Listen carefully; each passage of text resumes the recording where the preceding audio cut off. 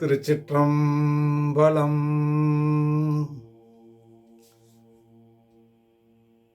அன்பர்கள் அனைவருக்கும் அடியேன் பணிவான வணக்கத்தை மகிழ்வுடன் தெரிவித்துக் கொள்கின்றேன். இன்றைய நாளிலே திருவாசகம் என்னும் தேனினை ஒத்த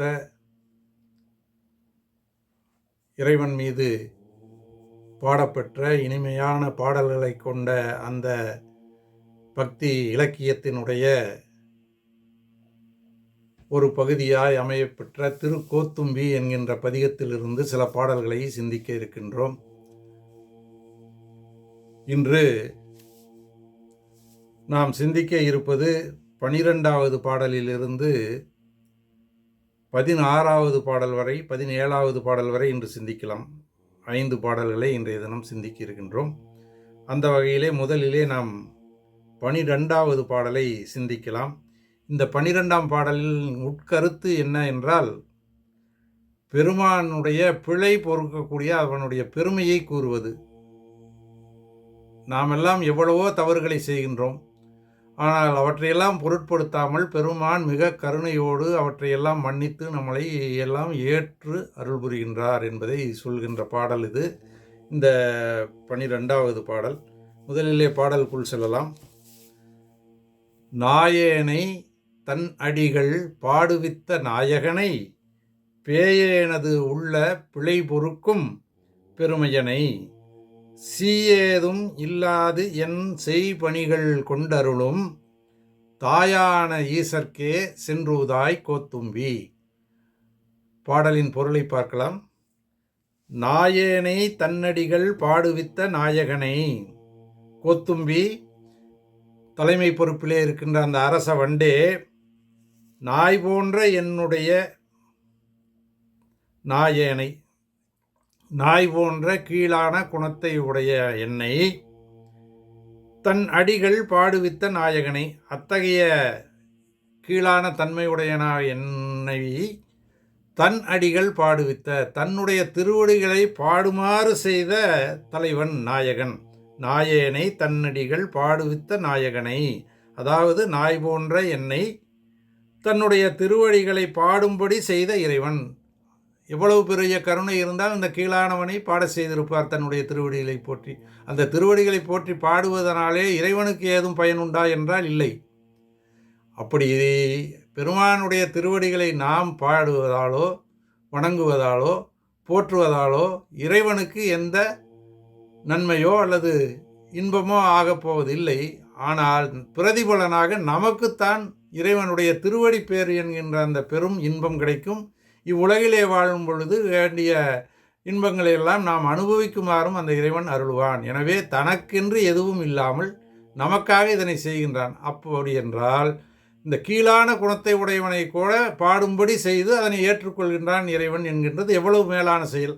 எனவே நாயேனை தன்னடிகள் பாடுவித்த நாயகனை, பேயேனது உள்ள பிழை பொறுக்கும் தன்மையனை, அந்த பேய் போன்ற அந்த கீழான எண்ணங்கள் அந்த தன்மைகளை கொண்ட என்னையும் என்னுடைய பிழைகளையும் பொறுத்து அருள்பவன்.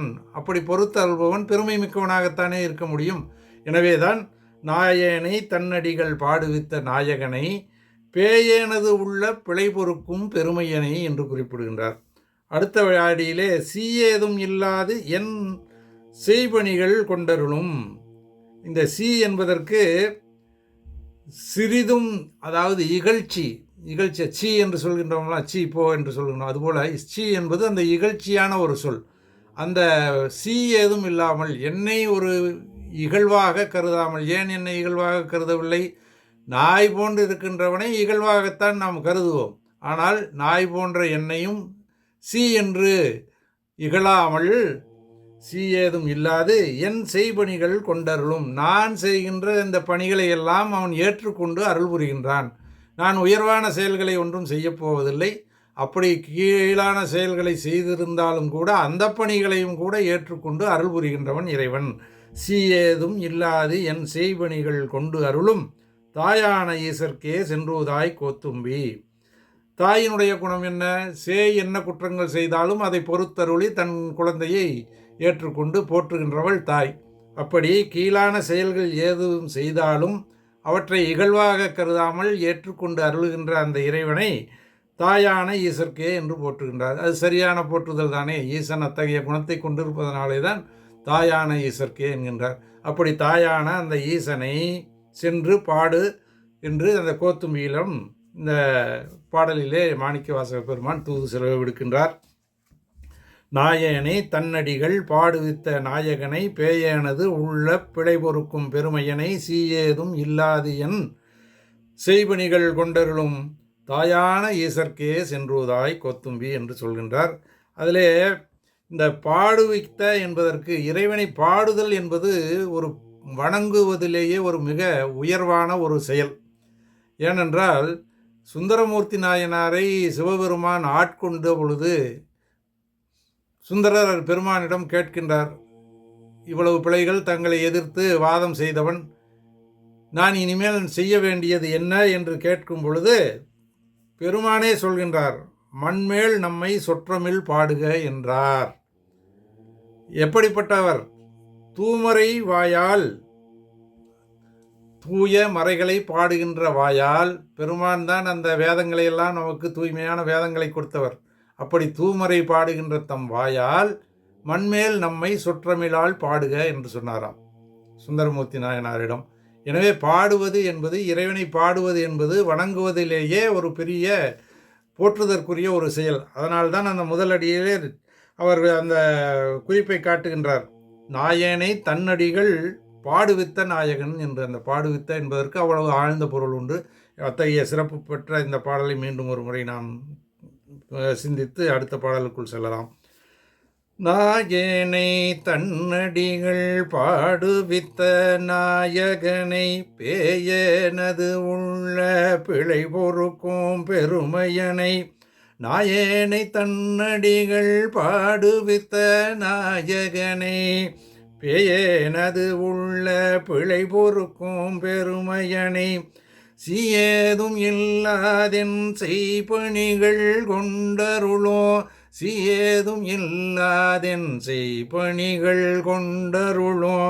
தாயான ஈசர்க்கே, தாயான ஈசர்க்கே சென்றுதாய் கோத்தும்பி. தாயான ஈசர்க்கே சென்றுதாய் கோத்தும்பி. இனி அடுத்ததாக நாம் 13வது பாடலை சிந்திக்கின்றோம். இந்த 13வது பாடலை என்ன சொல்கின்றார் என்றால் மாணிக்கவாசக பெருமான், நம் இருவருக்குமே தெரிந்த விடயம் ஒன்று உண்டு, மற்றொரு விடயம் உலகம் எல்லாம் அறிந்திருக்கின்றது என்று சொல்கின்றார். 2 விடயங்களை இங்கே குறிப்பிடுகின்றார். ஒன்று நம் இருவருக்கு மட்டுமே தெரிந்த, அதாவது மாணிக்கவாசகருக்கும் சிவபெருமானுக்கு மட்டுமே தெரிந்த செய்தி ஒன்று, மற்றொன்று உலகத்தவர் அனைவருக்கும் தெரிந்த செய்தி. அதனை இந்த பாடலில் குறிப்பிடுகின்றது. அது என்ன என்று பார்க்கலாம். நான் தனக்கு அன்பின்மை நானும் தானும் அறிவோம்.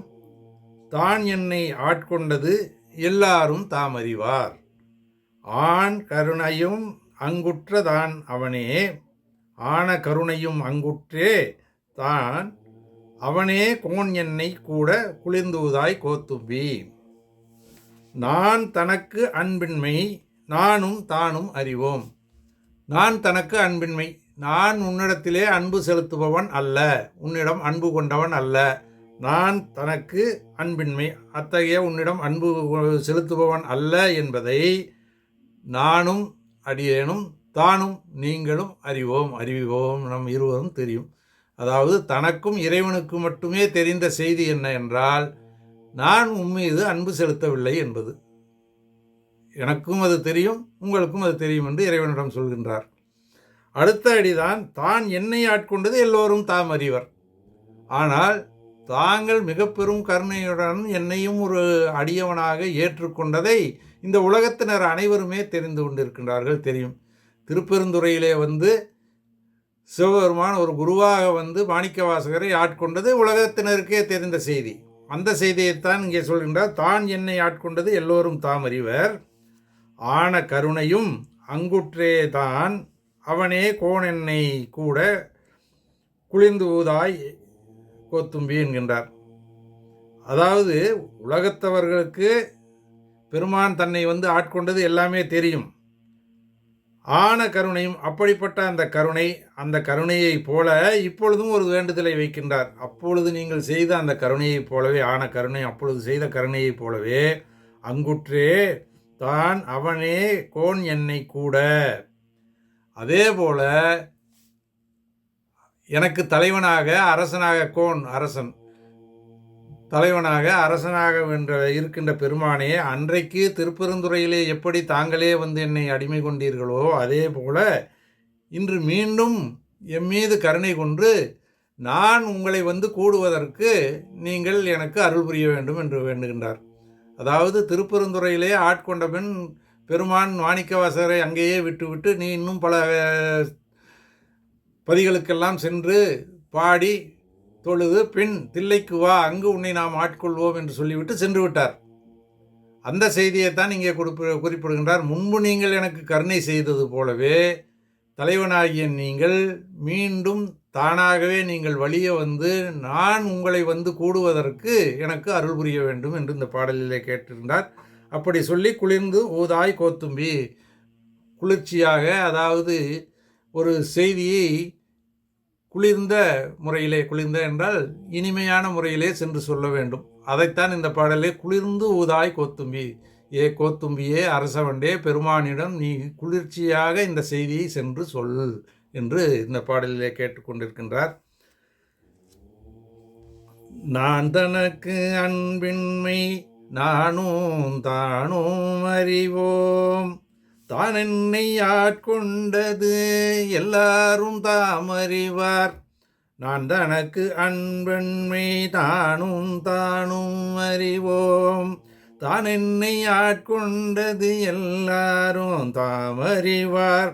ஆன கருணையும் அங்குற்றே தான் அவனே, ஆன கருணையும் அங்குற்றே தான் அவனே, கோணென்னை கூட குளிர்ந்தூதாய் கோத்தும்பி, கோணென்னை கூட குளிர்ந்தூதாய் கோத்தும்பி. அடுத்ததாக 14வது பாடலை சிந்திக்கலாம். இந்த 14வது பாடல் இறைவன் அப்புறமும் இப்புறமுமாய் இருக்கக்கூடியவன். அதாவது என்ன அப்புறமும் இப்புறமும் என்பதால் எல்லாவற்றுக்கும் அப்பாற்பட்டவனாகவும் இருப்பான்.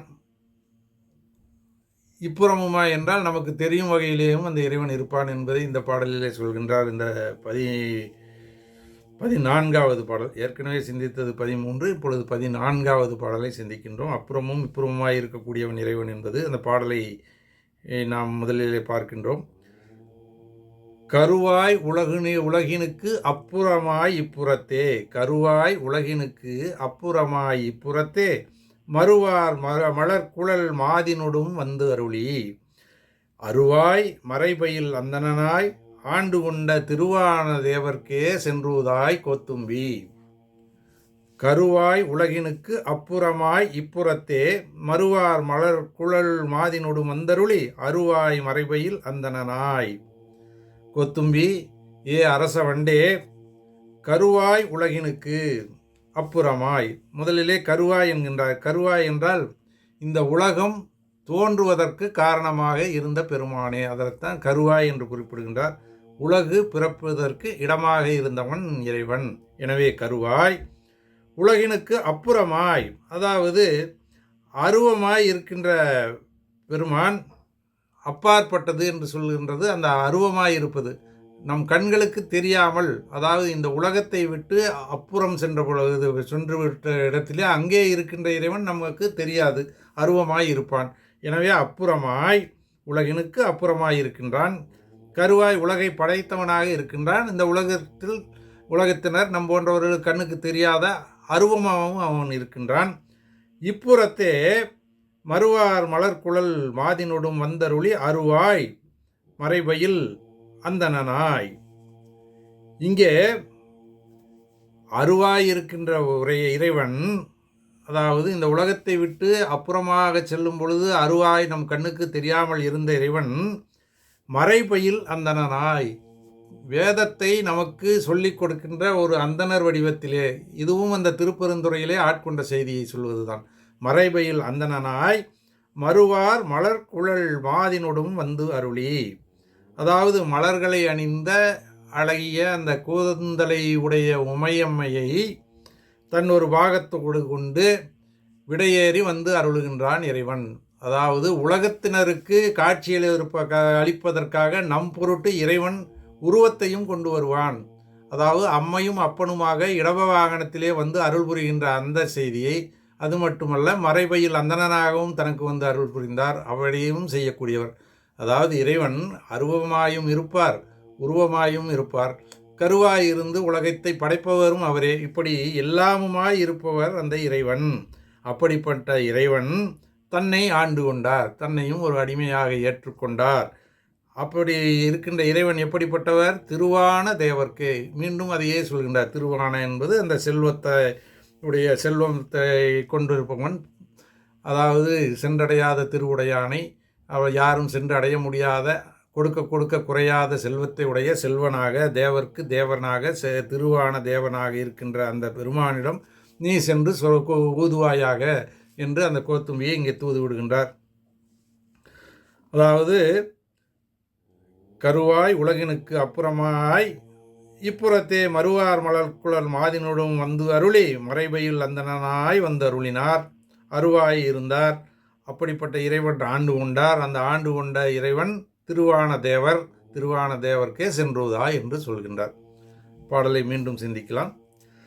கருவாய் உலகினுக்கு அப்புறமாயிப்புறத்தே, கருவாய் உலகினுக்கு அப்புறமாயிப்புறத்தே மறுவார் மலர்குழல் மாதினொடும் வந்தருளி, மறுவார் மலர்குழல் மாதினொடும் வந்தருளி, அருவாய் மறைபயில் அந்தணனாய் ஆண்டு கொண்ட, அருவாய் மறைபயில் அந்தணனாய் ஆண்டு கொண்ட திருவான தேவர்க்கே சென்றுதாய் கோத்தும்பி, திருவான தேவர்க்கே சென்றுதாய் கோத்தும்பி.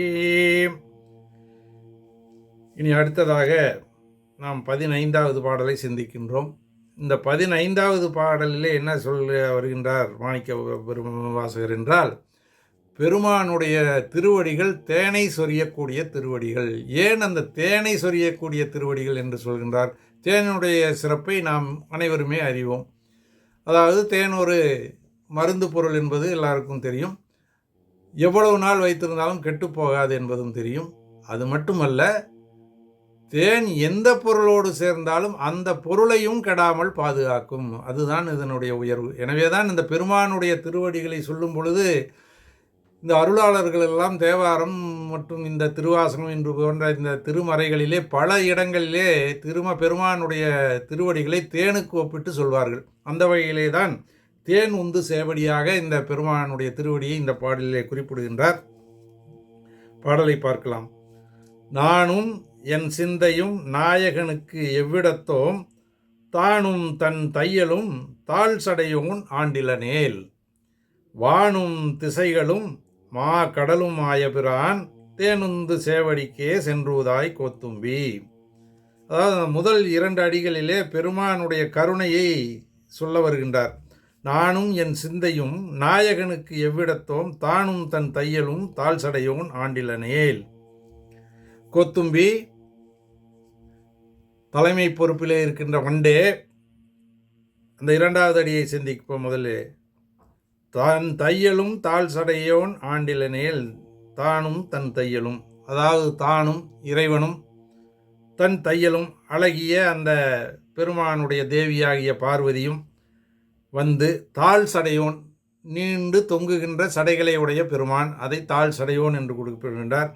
தானும் தன் தையலும் தாழ் சடையோன் ஆண்டிலனேல், தாழ்ந்த அந்த தொங்குகின்ற அழகிய சடைகளை கொண்ட பெருமானாகிய தாங்களும் தங்களுடைய அழகிய தேவியாகிய அந்த தையலும் இருவருமாக வந்து என்னை ஆட்கொண்டு இருக்காவிட்டால், முதலடிக்கு செல்வோம், நானும் என் சிந்தையும் நாயகனுக்கு எவ்விடத்தோம். அப்படி நீங்கள் என்னை ஆட்கொள்ளாமல் இருந்தால் நானும் என்னுடைய உள்ளமும் தங்களை பொறுத்தவரையிலே எந்த இடத்திலே இருப்போம் என்பதை கேட்கின்றார்.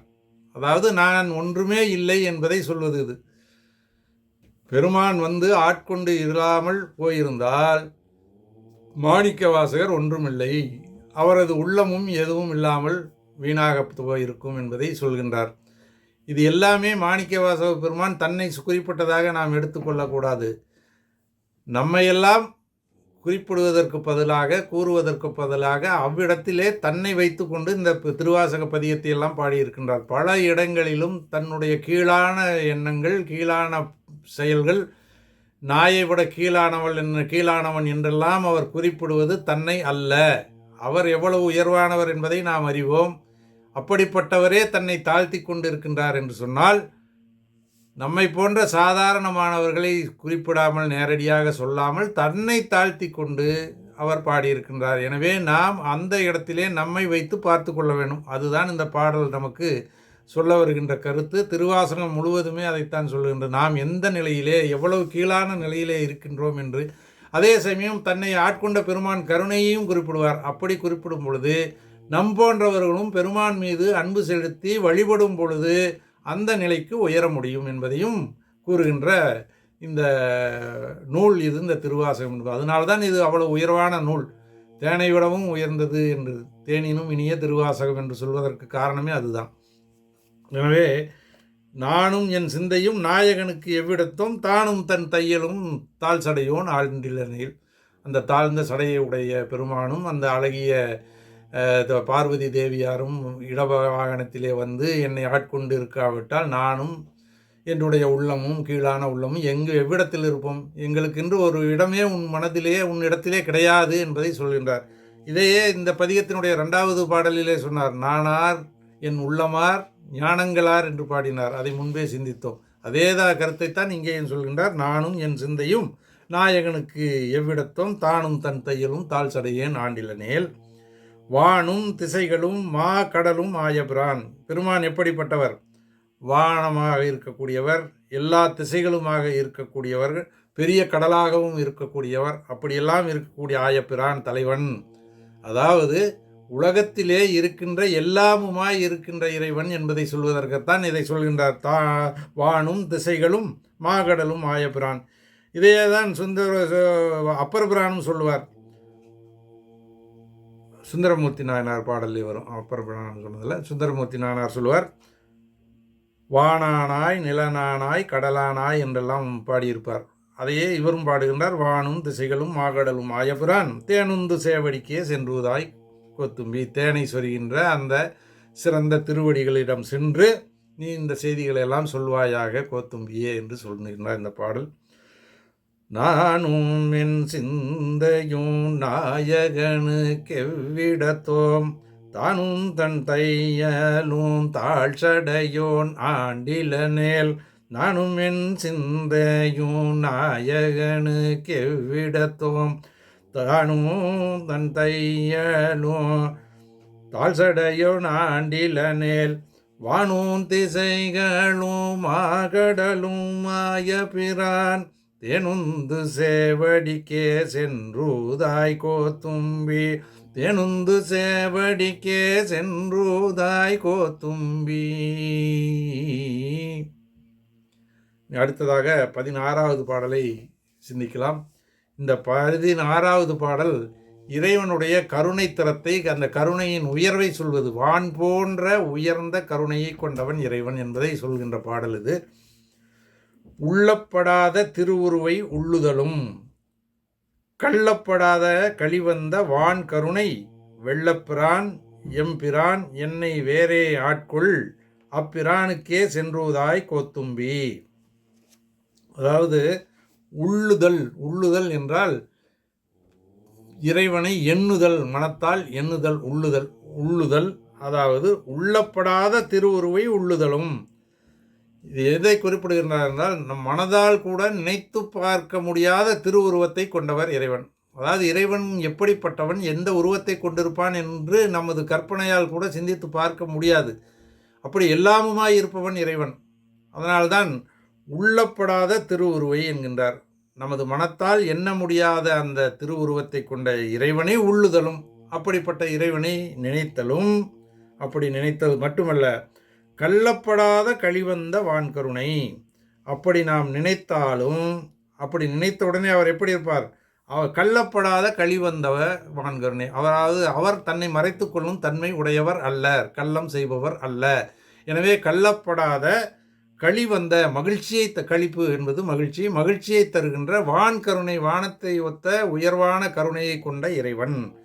எப்பொழுது அப்படி உயர்வான கருணையை கொண்ட அந்த இறைவன் நமக்கு கிடைப்பான் என்றது அல்லது தோன்றுவான் என்ன முடியும் என்றால், உள்ளப்படாத திருவுருவை, அத்தகைய நினைத்து பார்க்க முடியாத அந்த திருவுருவத்தை நாம் நினைத்தால், அதாவது அந்த பார்க்க முடியாத எண்ண முடியாத திருவுருவத்தை கொண்ட இறைவனை நாம் மனதார நினைந்து உருகி வழிபடும் பொழுது, கள்ளப்படாத கழிவந்த வான்கருணை, அப்படி தன்னை மறைத்து கொள்ளாத நமக்கு மகிழ்ச்சியை தரக்கூடிய கருணையை காட்டுகின்ற அந்த இறைவனை வெள்ளப்பிரான் எம்பிரான், அவரை மறுபடியும் அதையே தான் சொல்கிறார். வெள்ளப்பிரான் என்றால் வெள்ளத்தை போன்ற அந்த அருள் வெள்ளம், அளவற்ற வெள்ளம், அளவற்ற அருளை கொடுக்கின்ற அந்த செய்தியை தான் வெள்ளப்பிரான் என்கின்றார்.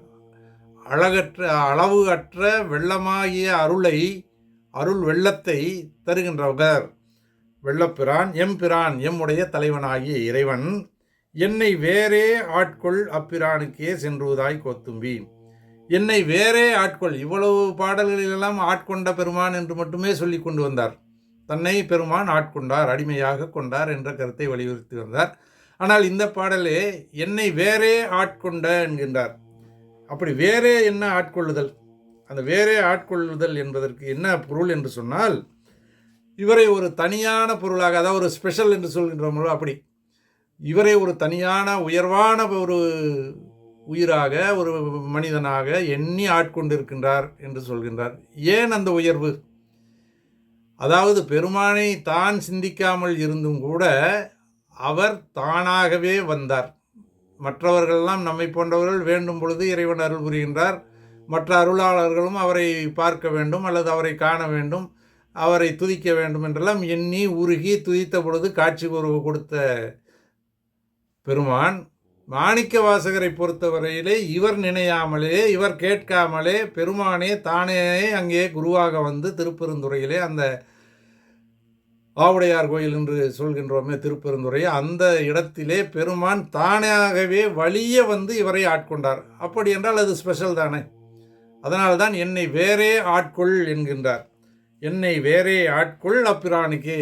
அப்படி என்னை தனியாக ஒரு சிறப்பான முறையிலே ஆட்கொண்ட அந்த தலைவனுக்கு, பிரானுக்கு சென்றுவதாய் கோத்தும்பி, நீ சென்று இந்த செய்தியை சொல்வாயாக கோத்தும்பியே என்று இந்த பாடலிலே குறிப்பிடுகின்றார். உள்ளப்படாத திருவுருவை உள்ளுதலும், உள்ளப்படாத திருவுருவை உள்ளுதலும், கள்ளப்படாத கழிவந்த வான்கருணை, வெள்ளப்பிரான் எம்பிரான், வெள்ளப்பிரான் எம்பிரான், என்னை வேறே ஆட்கொள்ள பிரானுக்கே, என்னை வேறே ஆட்கொள்ள பிரானுக்கே, வெள்ளப்பிரான் எம்பிரான், என்னை வேறே ஆட்கொள்ள பிரானுக்கே சென்றுதாய் கோத்தும்பி, என்னை வேறே ஆட்கொள் அப்பிரானுக்கே சென்றுதாய் கோத்தும்பி.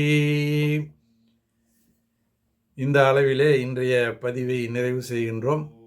மீண்டும் அடுத்த பாடலுடன் அடுத்த பதிவிலே நாம் சந்திக்கலாம். அடியார் பெருமக்கள், அன்பர்கள் அனைவருக்கும் அடியேன் மீண்டும் ஒரு முறை பணிவான வணக்கத்தை தெரிவித்துக் கொண்டு விடைபெறுகின்றேன். நன்றி, வணக்கம். திருச்சிற்றம்பலம்.